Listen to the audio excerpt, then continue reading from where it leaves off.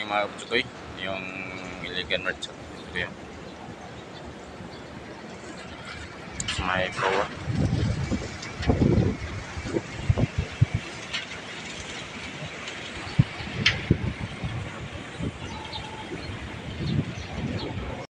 Iligan merchant kapatsoy.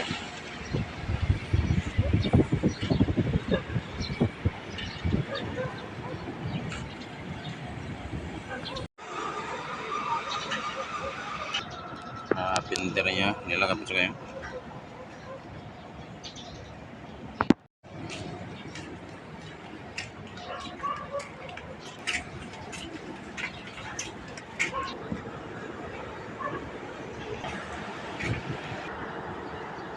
Info lang kapatsoy, itong dolphin, yung ito. Saka yung pangalawa, yung sa gitna kapatsoy may poste na bali. Kaya delikado talaga kung mo pull out ka, buka proa. Bara talaga yung propeller mo kapatsoy.